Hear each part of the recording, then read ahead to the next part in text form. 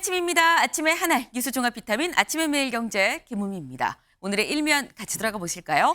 매일경제입니다. 메가시티 대동맥, GTX, 평택, 춘천, 아산까지. 네. 근데 GTX는 기존에도 ABC 쭉 건설한다라는 얘기가 있었습니다. 그런데 이번에 GTX가 평택, 춘천, 아산까지 확대될 거다라는 얘기가 어제 나왔습니다. 어디에서 나왔느냐? 교통 분야 민생 토론회 중에 나왔는데요. 지금 현재 GTX ABC 노선이 각각 평택, 춘천, 아산까지 확대가 되는 거고요.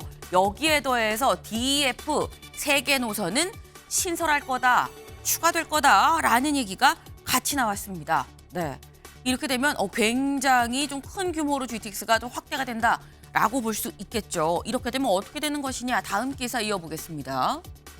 서울신문입니다. 이렇게 되면 출퇴근 수도권에서 서울까지 30분이면 갈 수 있는 GTX 시대가 열리는 거 아니겠느냐라는 얘기가 나옵니다. 그런데 이렇게만 볼 수 있느냐? 다음 기사도 이어보겠습니다. 경향신문입니다. 또 장밋빛 GTX 수도권 홀리는 정부다. 총선 앞두고 지금 장밋빛 GTX 내놓는 거 아니겠느냐라는 다소 비판적인 시각도 같이 있습니다. 근데 지금 이거는 저희가 지금 서울신문과 경향신문 두 개의 살짝 결이 다른 제목을 보여드렸죠. 이건 사실 중앙지입니다. 그럼 해당 지역에서는 어떻게 보느냐? 다음 기사 볼까요? 강원일보입니다. GTX 춘천 원주 현장 수도권 강원 시대. 수도권과 강원이 GTX로 연결되는 그런 시대가 오는 거 아니겠느냐라고 강원에서 지금 보고 있는 것 같고요. 다음 기사 볼까요? 네, 이번엔 대전일보입니다. 충청권이죠. 촘촘한 철도 인프라 전국이 초연결, 1시간 생활권 시대다라는 이 충청권의 시각입니다. 하나 더 보겠습니다.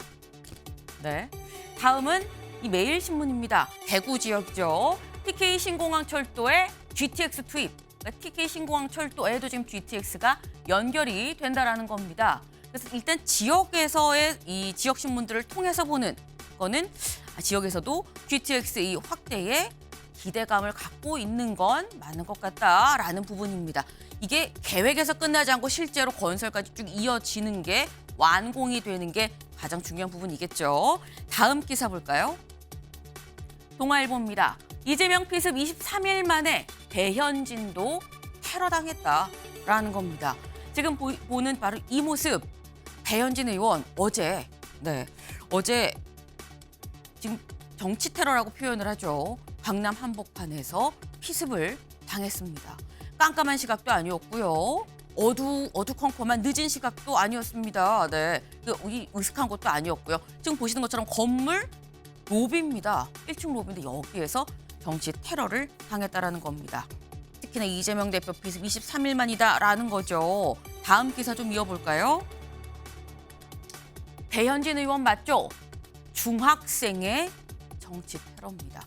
네, 조선일보입니다. 네, 정치 양극화의 골이 중학생까지 내려간 것이냐, 이렇게나 깊어진 것이냐라는 우려가 나올 수도 있는 대목입니다.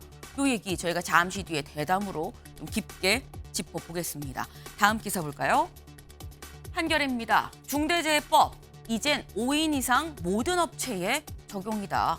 네, 중대재해처벌법 50인 미만 업체에 대해서는 오는 27일 내일이죠. 내일부터 적용이 되게끔 돼 있었습니다. 그런데 이걸 유예하자라는 얘기가 여권에서 나왔고, 그래서 유예가 되려면 25일 어제 있었던 본회의에서 통과가 되지 않으면 안 된다라고 했는데 어제 통과가 안 된 거죠. 안 돼서 이제는 5인 이상 모든 업체에 중대재해처벌법이 적용이 된다. 이 얘기인즉슨 이 종업원이 6명인 식당에서도 해당 법 적용을 받을 수 있는 사안이다라는 겁니다. 이제 전반적으로 다 적용이 되는 만큼 다 같이 대비하고 준비를 해야 된다라는 점 같이 말씀을 좀 드립니다. 다음 사진 기사 보겠습니다. 네, 노랗게 물든 은행나무입니다. 근데 굉장히 크죠. 멀리서 잡았는데도 꽉 찹니다. 지금 사람들이 이렇게 조그맣게 보여요. 네, 지금 이게 사람들입니다. 그럼 대체 이 은행나무는 얼마나 큰 것이냐? 클 수밖에 없습니다. 나이가 800살입니다. 네. 10년이면 강산이 변한다고 하죠. 그런데 강산이 80번 변한 겁니다. 그러니 은행나무는 얼마나 이 변화하는 이 세상을 같이 지켜보면 컸겠느냐라는 건데 천연 기념물입니다. 이 은행나무.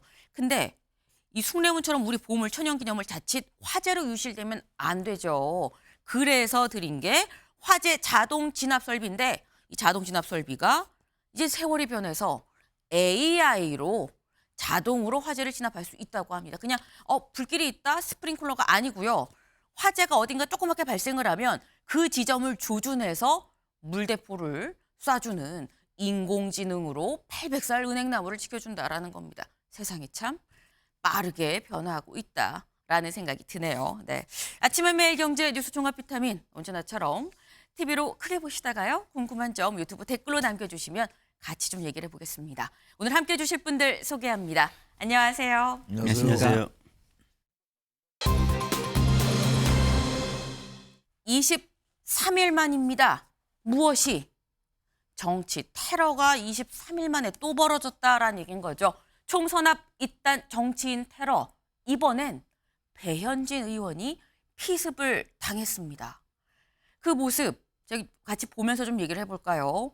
어제 지금 바로 보이는 저 모습입니다. 지금 건물 안에 입구 모습이죠. 건물 입구에서 보이는 배현진 의원의 모습, 얼굴에 미소도 띄고 있습니다. 뒤에 보면서 웃으면서 있는데 바로 뒤따라온 범인, 지금 모자를 썼죠. 범인이 바로 지금 피습, 범행을 이제 가해를 하는 지금 그런 모습입니다. 지금 둔기를 들고 이 배현진 의원을 거듭 때렸다라는 건데 저 시각이 오후 5시입니다.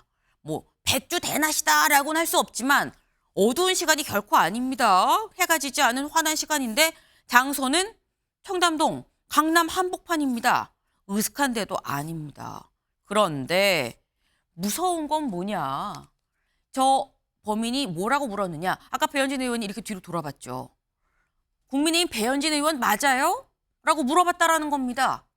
한 번도 아니고 두 번이나 배현진 의원 진짜 맞아요? 라고 물어봐서 예, 저 맞아요. 라고 얘기하면서 웃으면서 뒤돌아봤는데 뒤통수에다가 지금 가격을 했다라는 거죠. 이건 최창현 교수님, 정치 테러 맞습니까? 정치 테러라고 봐야 될 것 같아요. 왜냐하면 우리가 이제 과거에 보면은 묻지마 테러가 많이 있었잖아요. 묻지마 네. 폭행 같은 거. 이제 그건 아니라고 보여지는 게 배현진 의원이 맞냐고 두 번이나 확인했다는 얘기예요. 그러니까 배현진 의원을 이제 테러를 한 거죠, 말하자면. 그러니까 이건 정치인 테러예요.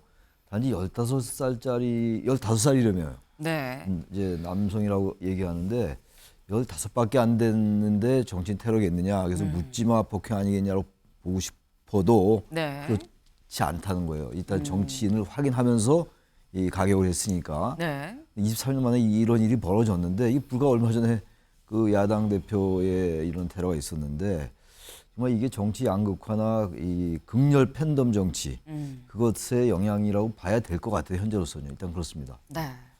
지금 극렬 어떤 팬덤 정치의 폐해가 지금 드러난 부분이 아니겠느냐라고 말씀을 하셨어요. 그런데 오늘이 D-75일입니다. 총선 75일 남았습니다. 엄밀히 얘기하면 본격 선거운동 아직 들어가지도 않은 시점입니다. 근데 그러면 장성호 교수님. 네. 지금 아직 정말 많이 남았거든요. 이제 정말 본격적으로 이젠 정말 선거운동을 해야 될 시기가 아직 코앞에 닥쳤는데 앞으로 어떻게 하느냐, 어떻게 보십니까? 국민 모두는 이제 민주주의의 가장 큰 적은 폭력이다. 그건 누구나 아는 사실이지만 네. 그럼에도 불구하고 뭐 이런 사태가 일어나는 것은 정치권뿐만 아니고 사회 안전 전체가 지금 경각심을 갖고 조심해야 될 그런 지금 상황에 와 있고 과거의 테러 같은 경우는 이데올로기적인 측면이 상당히 강했는데 지금은 여당과 야당이 많이 싸우지 않습니까? 그런 거에서 연유한 것이라고 보지는 않고 네. 우리 최 교수님 방금 말씀하셨던 물질 만능 시대에 있어서 과잉 경쟁에 대한 그런 어떤 부산물이 이런 형태로 나타난다고 생각이 들고 우리 문화의 탓도 상당히 있다고 봅니다. 과거에 보면 우리 문화가 결사항전, 뭐 죽기를 각오하고 그런 것들이 있지 않습니까? 네. 그렇기 때문에 물론 어린 중학생이 네. 저렇게 했다는 것은 또 다른 이유가 있을 것이다. 무슨 모방 범죄라든가 TV를 통해서 그리고 SNS를 통해서 그것을 통해서 보면서 본인도 모르게 저런 행동이 있을 가능성이 상당히 크기 때문에 네. 저게 과연 테러일까? 그것보다는 오히려 유명인을 상대로 하는 그런 피습 그런 걸로 표현하는 것이 좋지 않을까 생각이 듭니다.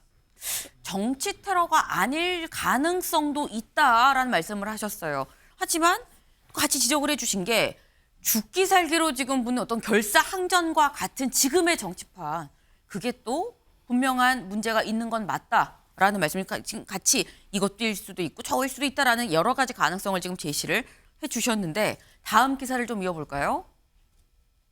돌로 17번 내리쳤다. 네, 둔기로 내리쳤다라는 겁니다. 3주 만에 또 정치인 피습. 네. 지금 저희가 영상으로 본 모습들, 근데 지금 저희는 잠깐 멈춘 모습을 보였어요. 제가 직접적으로 이 가해를 실제 하는 모습을 보여드릴 수 없습니다. 그래서 저희는 영상에서 짧게 지금 보여드렸는데 무려 17번이나 가해를 했다라는 겁니다. 17번. 근데 가해한 요 시간만 딱 따져보니까 18초입니다. 18초 동안 17번의 가해를 가했다라는 거. 근데 그렇다고 본다면 이거는 정말 무자비하게 마구 가해를 했다라고밖에 볼 수가 없는 부분인 거거든요. 다음 기사를 좀 이어서 볼까요?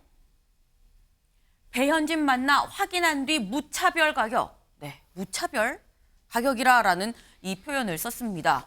머리 뒷부분 1cm가 손상이 됐다라는 건데요. 배현진 의원 괜찮은 걸까? 병원의 얘기를 직접 들어보고 오시죠. 큰 손상이 있진 않은데 이런 경우에 이제 약간 시간이 지나면서 뭐 지연성 출혈 같은 게 있을 수 있기 때문에 좀 안정이 필요하고 그다음에 또 환자분이 많이 놀라셔서 그런 거에 대한 좀 처치가 필요할 거라고 생각해서 일단 입원 조치를 했고요. 열상이 크지는 않아가지고 길지는 않아서 그래서 뭐 크게 많이 봉합하지는 않았고요. 1cm 정도 두피 열상이 있으면서 약간 부종이 있어가지고 그렇게 약간 부어 있는 상태 이렇게 이해하시면 되겠습니다. 네, 이번에는 병원이 즉각적으로 브리핑을 했습니다. 근데 지금 들어보면 일단 당장 육안으로 보이는 상처는 1cm 정도 된다. 그런데 이게 지금 둔기로 맞은 이 상황이기 때문에 앞으로 이 내에서 어떻게 될지 하루하루 좀 지켜볼 필요가 있다라고 얘기를 했어요. 근데 그러면서 강조한 얘기가 환자가 너무 놀랐다라고도 거듭 지금 병원 측에서 얘기를 하고 있습니다. 근데 그럼 신조 대변인님, 지금 보면 신체적인 상해 말고 정신적인 트라우마가 어떻게 보면 더 클 수도 있겠다라는 생각도 들거든요. 그러니까 우리 배현진 의원께서 영상을 네. 보시면 아시겠지만 그 피의자죠. 이제 그분이 배현진 의원 맞냐고 했을 때 웃으면서 대답을 하셨어요. 그러니까 전혀 이분이 위험하다라는 생각을 안 하시고 그쵸. 응대를 하셨을 겁니다, 시민한테. 근데 그렇게 본인이 안전하고 본인을 어떻게 보면은 지지하는 그런 식의 말을 했었던 분한테 이렇게 가격을 당하니까 아무래도 정신적인 피해가 더 크실 것으로 보고요. 그리고 무엇보다 저는 주목을 하고 싶은 것이 네. 이 일정이 개인 일정이었다는 것입니다. 저희가 보통 정치 지도자들, 각 네. 당의 지도부들은 그 일정 공개를 하는데 이 배현진 의원 같은 경우에는 일정이 공개되지 않은 개인 일정인 상황이었고, 근데 그 상황에서 그 가격을 한 테러범이 주변을 한 30분 동안 서성였다는 것 아니겠습니까? 그러니까 제가 추측하건대 이제 배현진 의원이 건물 안으로 들어가는 것을 보고 쫓아 들어가서 가격을 한 것으로 지금 추측이 됩니다. 그러니까 이러한 것들을 볼 때 지금 저희가 두 번째 정치 테러가 발생했는데 정치를 하려면 이제 진짜 목숨을 걸고 자신의 생명을 담보로 건 다음에 해야 되는지 그런 상황에까지 온 것은 아닌가, 굉장히 좀 개탄스러운 말씀을 드리고 싶고요. 네. 이 범죄가 또 문제인 것이 모방범죄적 성격이 강하다라는 겁니다, 지금. 그러니까 이재명 대표 피습 이후에 또 다른 범죄가 나온 것이기 때문에 과연 저희가 총선을 앞두고 제3회, 제4회 정치적 테러가 일어나지 않을까 염려를 해야 되고 재발 방지를 위해서 최선을 다해야 될 거라고 봅니다. 네. 지금 말씀이 나온 게 지금 총선을 앞두고 이재명 대표 피습 뒤에 있었기 때문에 모방 가능성도 있다. 아까 잠깐 나왔어요. 모방 가능성 좀 있는 거 아니겠느냐라는 얘기가 나왔습니다. 그러면서 이게 정치 일정 중이 아니었다라는 얘기도 나왔습니다. 지금 배현진 의원 이번에는 선거 운동을 하거나 유세를 다닌다거나 이러다가 벌어진 일이 아닙니다. 지금 청담동이면은 배현진 의원 지역구도 아니에요. 개인적인 용무로 개인적인 일을 보러 간 상황이었는데 웃으면서 배현진 의원 맞아요. 그래서 웃으면서 뒤를 돌아봤는데 거기에서 예상치 못하게 지금 이 범행 피해를 당했다라는 겁니다. 근데 사실 그동안 정치인들이 이른바 피습을 당한 사례가 이재명 대표 전에도 있었죠. 어떤 적이 있었는지 같이 좀 보겠습니다. 네. 가장 먼저 딱 생각나는 거. 대구는요? 라고 얘기를 나왔었던 박근혜 전 대통령. 네. 그때 신촌 지원 유세 중에 흉기로 네, 피습을 당했었습니다. 그리고 2007년에는 계란 투척 피해가 있었습니다. 이회창 후보, 이명박 전 대통령 그때 이 계란 투척 피해가 있었다라는 거. 2018년에 김성태 자유한국당 원내대표 그때 단식 투쟁 중이었었죠. 근데 그 중에 국회 아니었었는데 와서 턱을 직접적으로 좀 가격을 한 그런 상황이 있었습니다. 그리고 송영길 전 대표 역시 분기로 그래서 봉합 수술까지 해야 됐었던 그런 상황이었었죠. 그리고 난 다음에 또 이재명 대표 있었고 그리고 이번에 배현진 의원이 있다라는 겁니다. 근데 지금 굉장히 많은 이 이전 사례, 피습 순환사라는 제목이에요. 이런 정치인들 피습 순환사 쭉 보면 그런데 유일하게 다른 사람들은 다 지금 뭐 유세 중이죠. 단식 농성 중이죠. 다 어디 뭐 방문, 신공항 부지 방문하고요. 정치적인 행보, 정치 일정을 하던 중이었는데 배현진 의원의 경우에는 아니었다라는 겁니다. 네. 근데 김상일 위원님. 그럼 지금 보면 배현진 의원은 개인 일정 중이었는데 공식 일정이면은 어디 뭐 웹페이지나 이런 데 나왔겠지만 어떻게 알고 갔다라는 거냐. 그러니까 이게 그런 부분만 보면 네. 뭔가 사전에 계획이 있었지 않았느냐 이렇게 이제 의심해 볼 수 있는 부분이죠. 그리고 이렇게 계획을 미리 세워가지고 이런 사건들이 일어난다는 것은 네. 굉장히 사회적으로 좀 위험한 거예요. 사회적 혼란이 굉장히 커지고 그리고 사람들이 점점 더 이게 근대 국가에서 제도로 모든 걸 해결을 해야 되는데 제도가 아니라 내가 혼자 해결을 해도 된다라는 생각들이 커진다는 겁니다. 그건 뭐냐? 근대 국가와 사회의 위기인 거죠. 그러니까 대부분은 우리가 어떻게 생각을 합니까? 모든 게 있으면은 뭐 사적 폭력이나 사적 구제나 이런 걸 통해서가 아니라 뭔가 만들어진 사회의 계약에 의해서 제도에 의해서 문제를 해결해야 되겠구나 이렇게 생각해야 맞잖아요.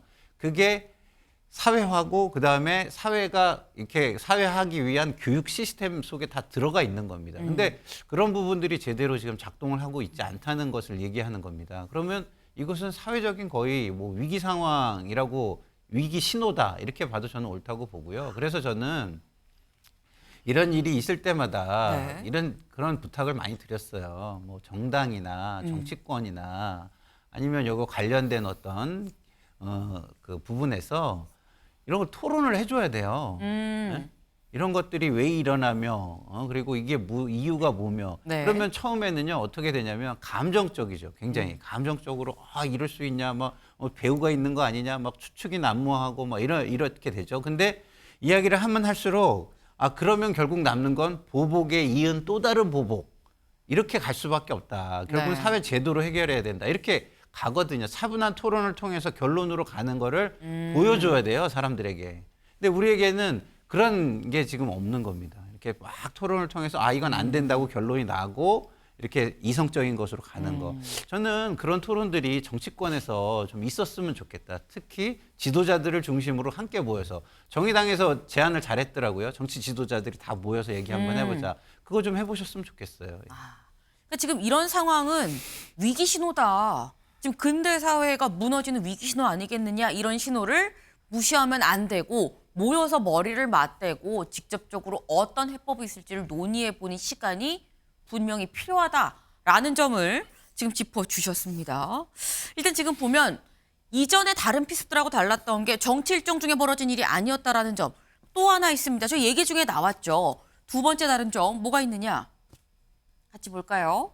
네, 두 번째 다른 점. 네. 배현진 피습 15살이 범행을 했다라는 15살입니다. 다음 이 CG 볼까요? 네. 습격범이 10대였다라는 겁니다. 15살. 15살이면 중학생이죠. 중학생이 범행을 저질렀다라는 겁니다. 경찰은 뭐라고 얘기를 했느냐? 같이 볼까요? 경찰이 뭐라고 얘기했느냐? 피해자가 미성년자임을 감안하면 관련 규정에 따라 수사 사항, 신상 정보를 확인해 드릴 수가 없다. 10대인 건 맞는데 그래서 미성년자다. 미성년자이기 때문에 관련한 정보 어떤 것도 얘기를 해드릴 수가 없다라고 지금 얘기를 했습니다. 네. 근데 지금 저희가 이 놀랍다고 보는 이유가 장성호 교수님. 네. 지금 범행을 한 게 중학생이거든요. 이 범인의 연령대 어떻게 보십니까? 그 질풍노도의 시대가 시작되는 청소년기가 시작되는 시기 아니겠습니까? 네. 그렇기 때문에 물론 저는 정보 같은 것은 공개하지 않는 것은 법으로 정해져 있기 때문에 경찰에서는 어쩔 수가 없는 것이지만 그럼에도 불구하고 우리 사회가 SNS라든가 AI 시대에서 그 권위도 수평화되고 네. 정보도 공유되고 그렇기 때문에 연령이 상당히 밑으로 내려가 있습니다. 저런 상황에서 사회에 대한 보는 눈이 성인들과 비슷해졌다. 그런 상황이고 그리고 한참 중학교 2학년 이때부터는 네. 학습에 대한 그런 부담도 상당히 많고 그렇기 때문에 여러 가지 쫓기는 경향이 있지 않습니까? 네. 그것이 과잉 경쟁으로 오는 현대 사회의 비극입니다. 그런 것이 탈출구가 없기 때문에 어느 한쪽으로 빠지면 거기에 집중하게 돼 있습니다. 몰입하게 돼 있고 어린아이들은 네. 그런 상황에서 보면은 결국은 이것도 우리 사회가 만들어 놓은 것에 SNS 통해서 사회적인 학습을 통해서 저런 현상으로 나타난다. 결국은 사회 경제적 위기가 오면 정치적 위기가 반드시 오는 것이 네. 사회의 어떤 원리거든요. 그런 상황에서 이미 우리가 뭐 선거 연령도 상당히 지금 낮추고 있지 않습니까? 그만큼 SNS라든가 과학혁명이 어떤 세대 간의 그런 것들을 상당히 끌어내리고 있기 때문에 저런 현상이 더 반복될 가능성이 상당히 크다고 봅니다. 이런 현상이 반복될 가능성이 크다는 게 사실 어떻게 보면 더 큰 문제이기도 합니다. 근데 지금 말씀이 중학생 질풍노도의 시기 아니냐. 그러니까 이른바 우리가 중2병이라고도 얘기를 하죠. 그만큼 굉장히 좀 이 감정적으로 감정선이 좀 이 오락가락한다는 그런 얘기입니다. 근데 그런 나이대에 접하는 어떤 정치 기사, 뭐 SNS 내용들, 무슨 설들 이런 걸 보면서 잘못된 시각을 성인들의 시각으로 하지만 잘못된 시각을 충분히 가질 수도 있다라는 점을 지금 말씀하신 것 같아요. 최창렬 교수님. 앞서 두 분 말씀은 이제 일반 사회학적 분석을 좀 해주신 것 같은데 뭐 네. 그건 뭐 당연한 말씀이고 저는 궁금한 게 이 배현진 의원이 물론 유명 정치인입니다만 대중적 인지도가 앞서 쭉 있긴 이제 그 아까 보여주신 그분들에 비해서 좀 정치 영향이 좀 떨어진다고 저는 봐요 사실. 당 대표도 아니고 말이죠. 정치를 시작한 기간이 시작한 기간이 얼마 안 됐죠. 최고위원도 하고 그랬습니다. 꽤 알려진 정치인이죠 물론. 근데 일정을 어떻게 알았는지가 제일 궁금해요. 그러니까 이 사안에 대해서 이걸 일반적인 형사범죄로 보지 않는 거란 말이에요. 지금 왜냐하면 배현진 의원이 맞냐고 두 번 몇 번 확인했으니까. 네. 근데 나이는 15살밖에 안 됐고. 그러니까 이 일정을 어떻게 알았는지 그리고 범행 동기가 뭔지. 그러니까 우연하게 그냥 묻지마 폭행은 아니란 말이에요. 이게 지금. 그리고 공모 여부가 있는지. 그 둔기를 뭐 준비했다라고 제가 언론 보도에서 봤는데 네. 그런 건 상당히 계획적이라는 거 아니에요? 그러니까 이런 것들에 대해서 국민들 궁금증이 증폭되고 있다고요 지금. 물론 이제 순천병원은 지난번 이재명 대표 때처럼 그렇게 하지 않고 빨리 발표를 했습니다만 네. 이제 그 환자의 상태에 대해서 이 신상은 공개할 수 없겠죠. 미성년자니까. 그렇다 하더라도 경찰이 수사를 자꾸 이렇게 무조건 뭐 미성년자니까 안 된다고 얘기할 게 아니라 너무 궁금한 게 많아요 지금. 어떻게 어린 사람이 정치인임을 알고 테러를 했고 아주 유명해서 뭐 당대표나 이런 급이 아닌데도 불구하고 또 개인 일정이고 말이죠. 이런 것들이 대단히 궁금하다고요. 이 궁금증을 해소할 필요가 있다 당장. 그렇지 않고는 이게 여러 가지 의문이 또 계속 날 수 있고 이건 아직은 그런 기사 안 나오는데 지난번 이재명 대표 비슷한 여러 뭐 음모론 이런 거 막 나왔잖아요.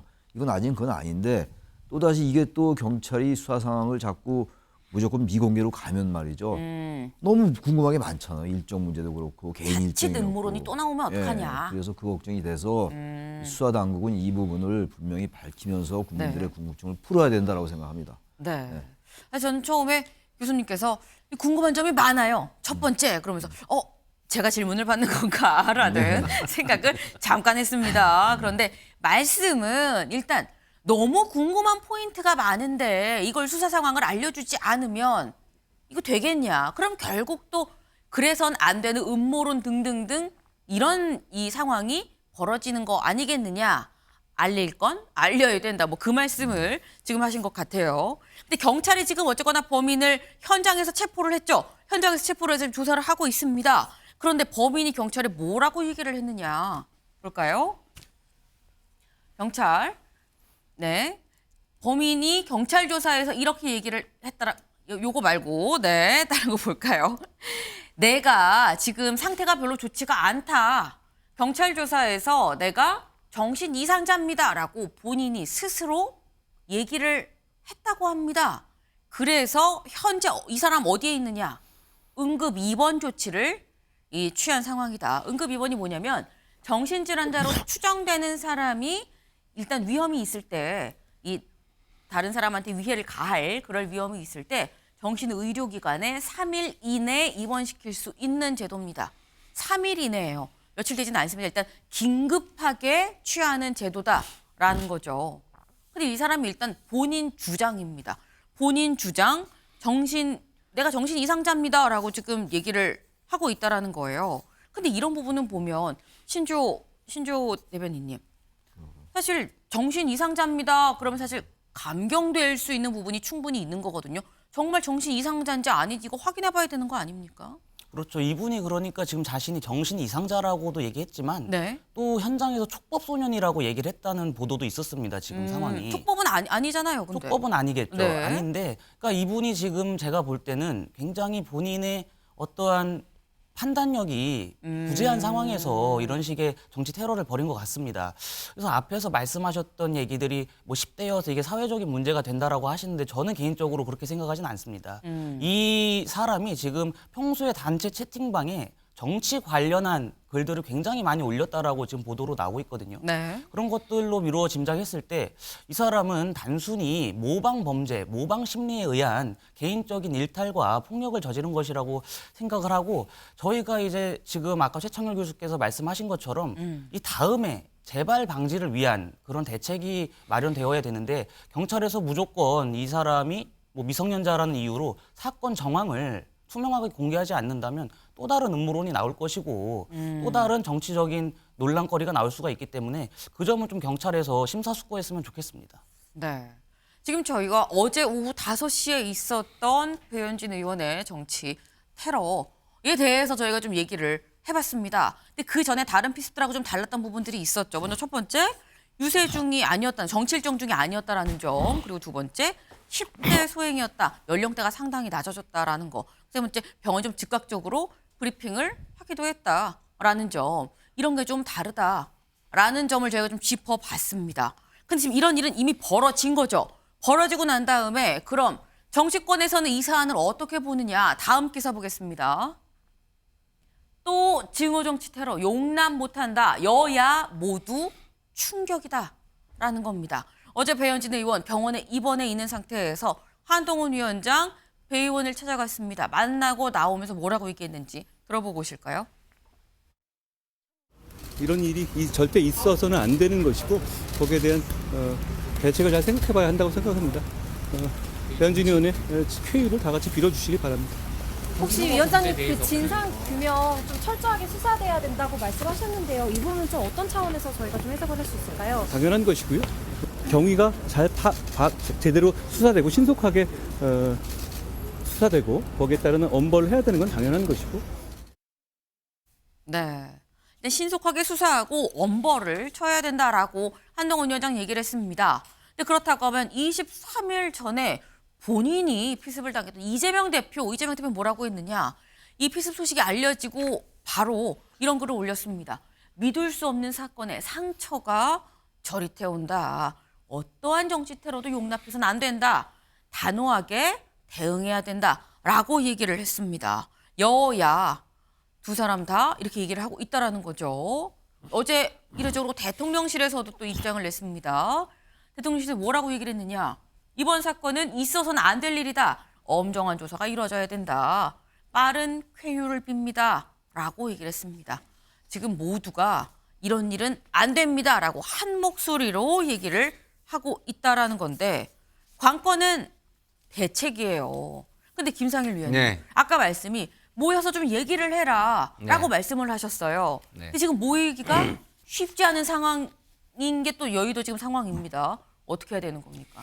그러니까 모이기가 쉽지 않은 상황 그 자체가 말해주는 게 이런 것들을 정치권에서 사실상 어느 정도 그런 환경과 이런 거를 제공하고 있다라는 거를 인정하는 거예요. 그 말 자체가. 그러니까 제가 이 9.11 테러가 터졌을 때 제가 미국에서 네. 그 보이스 오브 아메리카라는 그 라디오 방송국이 있는데 거기서 일을 하고 있었어요. 네. 근데 뭐 난리가 났죠. 워싱턴 시내가. 큰일이었죠. 근데 뭐 차 버리고 도망가고 난리가 났는데 조금 잠잠해지니까 사람들이 전부 다 어디로 가냐면 교회나 학교로 가요. 그래서 거길 왜 가냐 그랬더니 네. 이 얘기를 좀 해보러 간다는 거예요.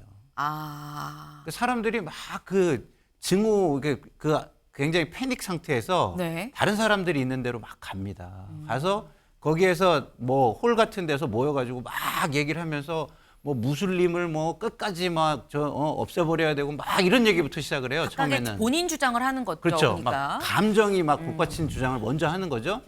그러면서 막 얘기를 하다가 나중에 그러면은 이게 저쪽에서도 또 공격이 반복될 거고 뭐 이런 그 이성적인 얘기들이 나옵니다. 그래서 이성적인 얘기를 나오다가 나중에는 이성적인 결론에 도달을 해요. 그러면 이 과정을 보면서 사람들은 뭐를 해소하냐면 자기의 분노를 해소하는 거예요. 그리고 이성적으로 돌아오는 겁니다. 말하면서. 그럼 이걸 누가 지금 해줘야 되냐? 네. 정치권에서 해줘야 돼요. 근데 아직까지도 정치 지도자들이 그 상징이잖아요. 그 상징을 보고 그 상징에 맞게 지금 행동을 하는 거일 수도 있거든요. 뭐 추측을 하면 지금 안 되는 상황이지만 네. 그럴 가능성도 있잖아요. 그러면 그 상징들이 나서가지고 그 상징의 어떤 으로 인해서 만들어지는 어떤 그 뭐랄까 증오라든가 상대에 대한 악마화라든가 이런 거를 없애줘야 되거든요. 그러니까 자기들의 이야기만 하고 남은 절대 인정하지 않는 모습을 보여주는 정치권이 남을 인정하고 대하는 모습을 보여주고 그리고 그 문제를 제도적으로 해결할 수 있는 성숙된 모습, 방법과 길을 보여줘야 이 사람들도 방법이 없어. 내가 이거 직접 해결하는 수밖에 없어. 이런 생각을 버리는 겁니다. 그래서 제가 그런 말씀을 드리는 거예요. 근데 이걸 갖다가 한두 분 경호하고 뭐 한 300분, 600분 경호하고 이걸로 해결되겠습니까? 사회적인 현상인데 그 근본적인 거를 다 내놓고 이야기하고 자성하고 반성하고 성찰할 사람들이 먼저 성찰하고 그렇지 않은 모습을 보여줘야 네. 우리 제도가 바로 쓰고 우리가 오랜 동안 쌓아온 사회적 자본이 작동을 하지 지금은 모든 사회적 자본이 다 무너져 내리고 있는 거잖아요. 네. 지금 김상일 위원님 좀 길게 말씀을 주셨습니다. 근데 저희가 길게 말씀했습니다만 다 끊지 않고 들었던 이유가 사실 저희가 이 아이템을 다룬 핵심이 바로 저 부분입니다. 그래서 어떻게 해야 되느냐, 어떻게 그게 이 공이 또다시 정치권으로 가 있는 상황이다라는 말씀이에요. 저희 아침엔 매일경제 여의도 정치권에서도 상당히 많이 보는 걸로 알고 있습니다. 이거 보시는 국회의원분들, 지금 김상일 위원님 말씀 잘 새겨서 머리를 맞대주시기를 바랍니다.